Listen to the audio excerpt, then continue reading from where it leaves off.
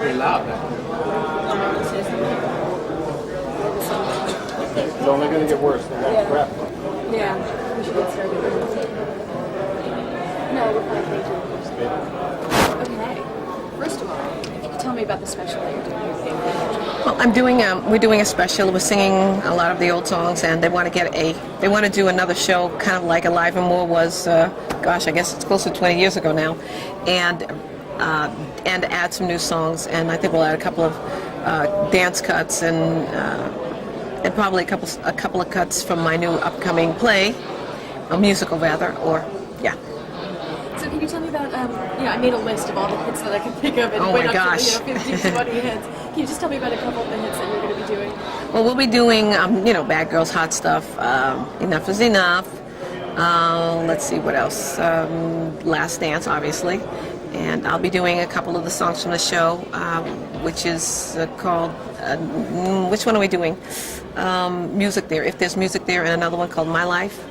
Let's see, what else? I don't know. And other ones. Hot Stuff, I don't know. Can you tell me a little bit about the Broadway show that you're doing? Yes, the Broadway show, hopefully, we've been working on it for several years now, but we had hoped to be up and running by now, but we weren't happy with the book, so we went back in and we're working now with someone else on the book, and we're very happy with the person that we're working with. I'm not at liberty to say the person's name right now, but if I said their name, you would definitely know who the person was, and so we're happy with that, and we think we're going to get the book we've been waiting for. Yeah. Can you tell me a little bit, like, what a day like this is typically like, getting ready for a show like this?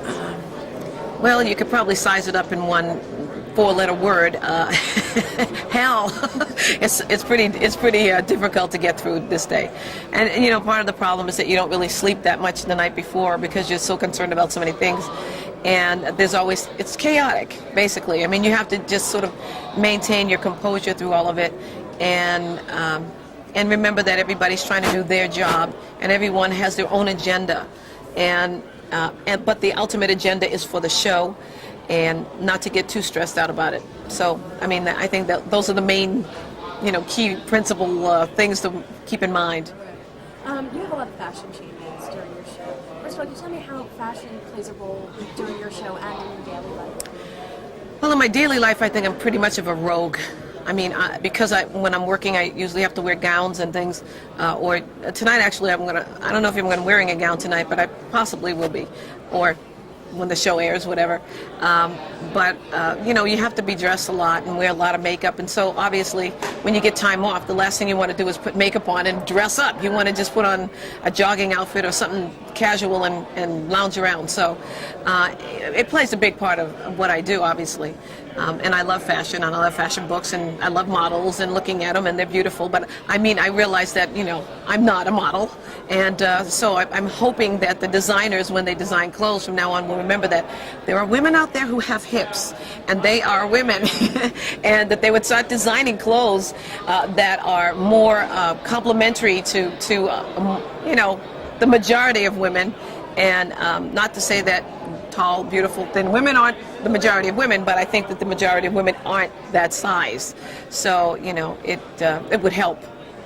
So do you find that you wear certain outfits to complement certain songs, or you go for a more dramatic effect, that type of thing? Usually you try to do that. I mean, it really depends upon what the show is about, and if it's a more youthful show, you'll probably tend to wear a little bit funkier clothing, and it just depends on what you're doing. I mean, obviously you're not going to go to the Academy Awards in a pair of jeans, but if you're doing a VH1 show, you might wear a pair of jeans. So it really you want to fit the occasion.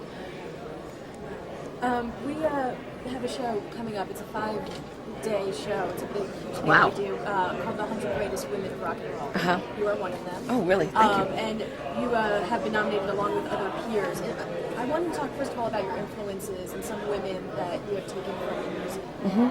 My influences came out of gospel music, out of theater, out of film, and also out of pop music, obviously, and out of R&B music.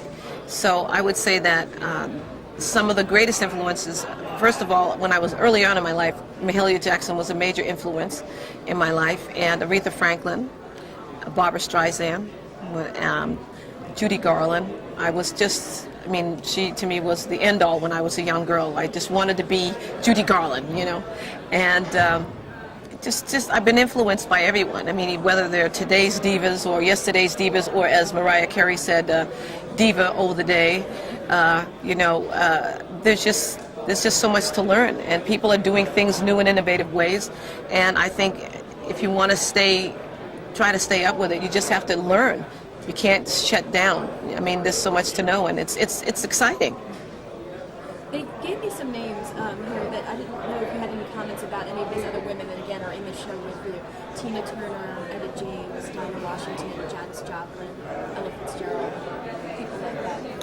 Oh yes, I mean Janis Joplin was, when I was in my teens, Janis Joplin was just really coming into the focus, and she was a very big influence on music at the time. I mean, and not only was she an influence on music, she was a very radical woman. And people kind of didn't know what to do with her because she didn't wear a bra, and she just was emancipated, and she didn't really care, and that was new. I mean, I think women cared so much before that, and they gave so much credence to what a man said, and she kind of didn't care. And I think, and not that it's good not to care, but I think there was something in that gave women a sense of, hey, well, how do I feel about me, and so what if they don't like it? And I think it was good. And the other ladies, Ella Fitzgerald, she's just a legend. I mean, I got to perform with her on several different occasions. I've been in her company and sung with her, and it's just something that I'll cherish the rest of my life. You know, and everyone that you named there has been a very big influence on my singing career. That's great. I want to talk about a little bit before you became a huge star. Did you ever have any other jobs before you became a rock star? Oh yeah, did I have another job? I had a lot of jobs. When I was about 10 years old, I started sort of becoming my uncle's secretary. That was one of my first jobs. And I would take ironing. I would iron shirts because I like to iron. And I would iron people's clothing. And I just enjoyed thoroughly, I like doing house kind of things, like those types of things. And then, let's see, what else did I do? I worked in a bakery for about a day and a half until I opened the door wrong and someone went flying with a cake, and that was the end of my job. And then I worked in a meat packing plant for 4 days, and most of the people that worked there before me caught pneumonia, so I decided that for me it probably wasn't the best job to have, so I quit. And let's see, what other job? I worked in a hospital as a dietitian. A dietitian's aide. And I had to deliver food. And I was delivering food when the lights went out, and back then and on the Eastern Seaboard, way back when the lights went out. And I was stuck on an elevator for 4 hours with the food.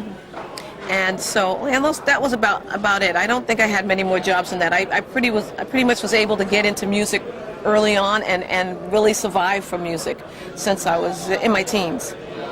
Can you tell me about your first experience singing at the Grant AME Church? Ooh, you got some history here, huh? The first experience. Well, when I first started singing, I sang and people made fun of me all the time. They teased me and kind of thought I was comical because I sort of sound like alfalfa. And I didn't have a really good sense of what it was to sing, but I was trying. And I knew that inside of me, when I was at home and when I was private, that I could sing. So I asked God to teach me how to sing, and He did. I know that sounds bizarre to people, but I just prayed and I said, God, show me how to sing. And something came into my mind, and I did it. And when I finished doing that, I could sing. And so I'm just, and the first time I sang, I heard God speak to me, and He told me that I would be famous also. And for those people who believe that there's a supreme being, a God, they probably will understand this. And from that point on, I just knew I would be successful. And it wasn't not an easy road, but I knew at the end of that road there was something waiting. Your first rock band is called The Crow? The Crow. I was The Crow. Well, The Crow kind of happened serendipitously because I was on my way downtown at Boston, and I walked by a building. I didn't even know who was in the building, and I heard music playing, and I decided, music. So I sort of snuck up the stairs, and I peeked in the door, and the guys thought I was there for an audition, and I said, oh, yeah, sure. Yeah, that's the ticket. So I snuck in, I walked in, and then the guys said, what do you want to sing? And I gave them a couple of songs. I think one was Respect from Aretha Franklin, and another song from Aretha Franklin. And I sang it, and then they said, well, you know, we weren't really looking for a girl.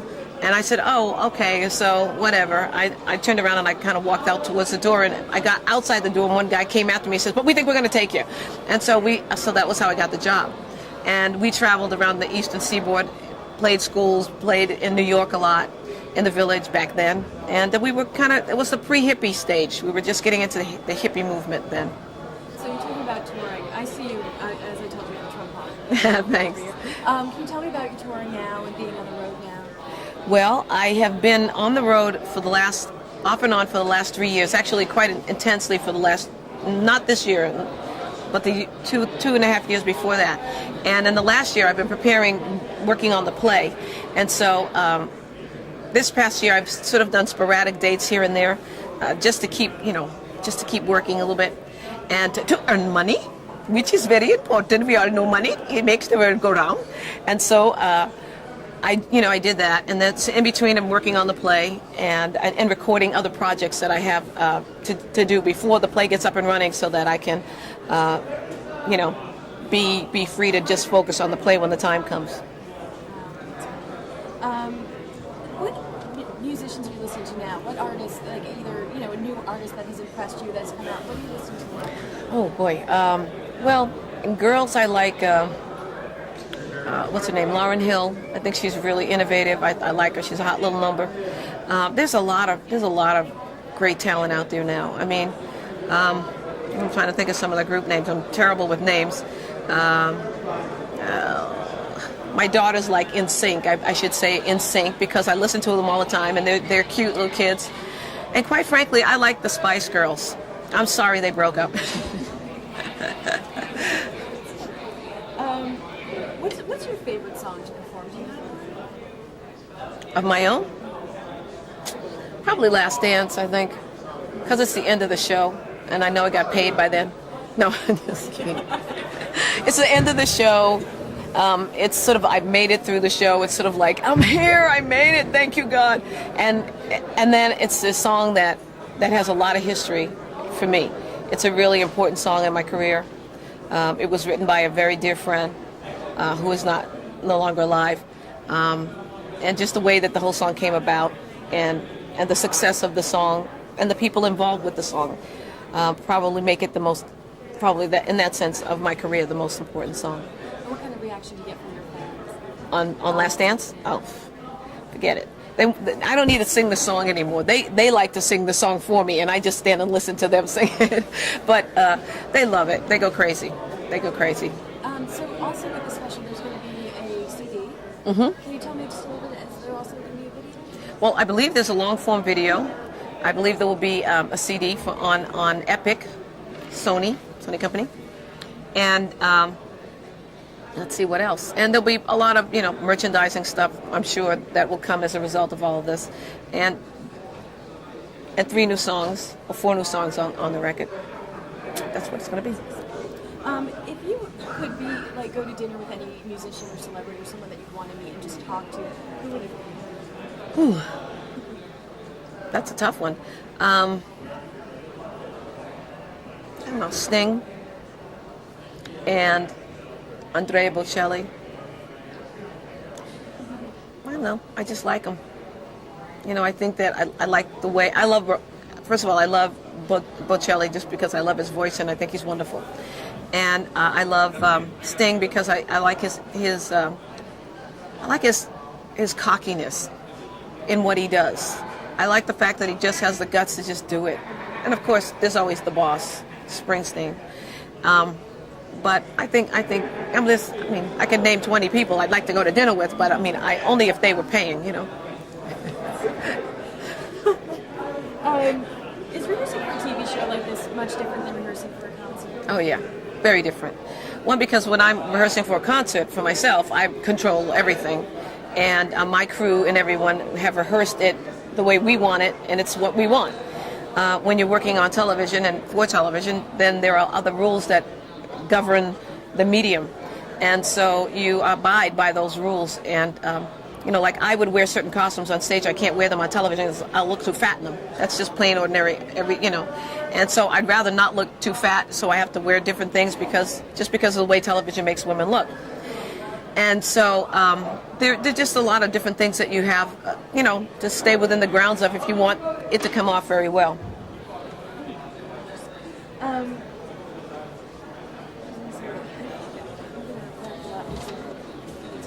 But I did want to just ask you one more question. Do you have like a favorite musical moment?